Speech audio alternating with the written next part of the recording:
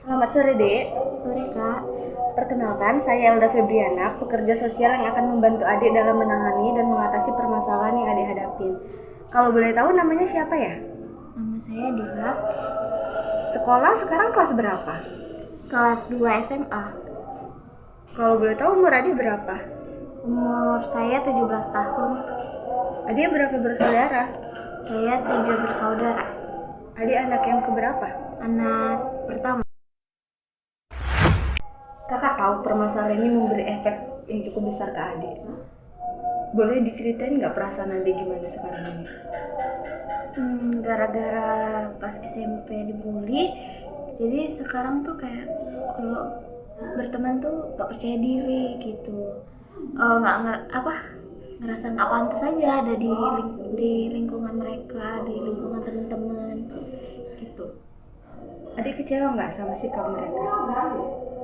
Kecewa ya pastilah, kan dampaknya ke saya sendiri, mereka nggak ngerasain dampaknya gitu.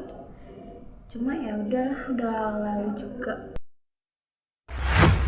Oke deh, kita tinggalin pembahasan yang tadi. Sekarang kakak mau nanya, mereka bersikap sama nggak ke anak-anak yang lain di kelas itu? Karena kan kalian tuh teman sekolah, bahkan satu kelas. Apa mereka juga ngelakuin hal yang sama dan bersikap kayak gitu juga ke yang lain? Enggak sih Kak, sama yang lain mereka biasa aja gitu, baik-baik aja. Cuma nggak tahu kenapa sama saya kayak gitu. Mungkin karena saya kurang bergaul, maksudnya jarang berkomunikasi sama yang lain juga. Ada gitu saya diam aja gitu di kelas. Mungkin gara-gara itu. Jadi hal apa yang bikin adik sampai ngerasa nggak pantas berada di suatu lingkungan pertemanan kayak gitu? Em, karena karena pernah dibully gitu kan, jadi kayak ngerasa apa karena aku beda ya gitu, makanya aku dibully, kenapa yang lain enggak, kenapa aku gitu.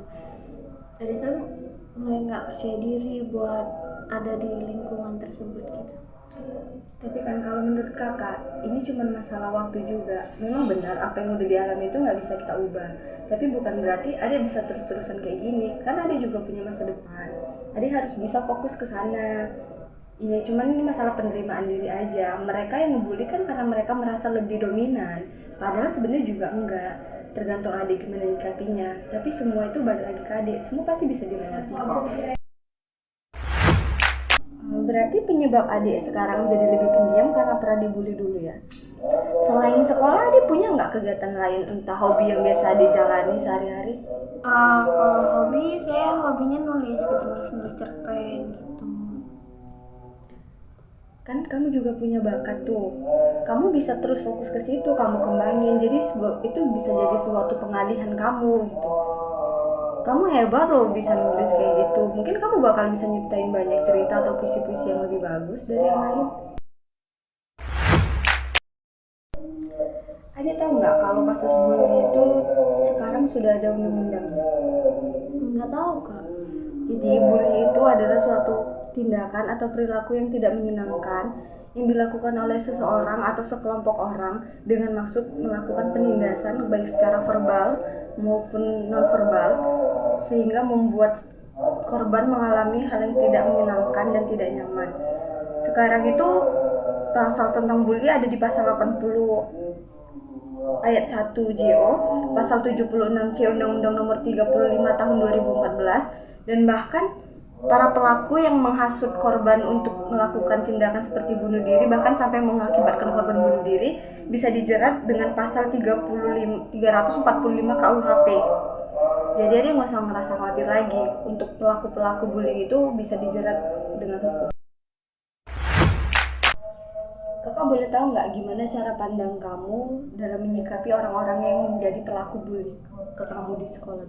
Awal-awal saya kayak kepikiran terus gitu, sampai nangis-nangis, tapi habis itu ya udah biasa aja gitu. Kok dia diem aja, bodo amat aja, pura-pura nggak denger aja gitu. Kakak ngerti, memang agak berat menghadapi hal kayak gitu, apalagi kita pernah jadi korban bully.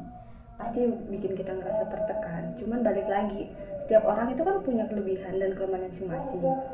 coba kamu mulai fokus sama hal-hal yang bikin kamu ngerasa lebih kuat dari mereka, kayak kamu kembangin lagi hobi nulis kamu.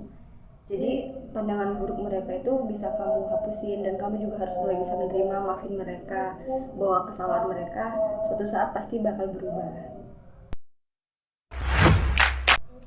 Jadi kasus bully itu bikin ada yang mengalami trauma gitu sampai hari ini. Ya begitulah.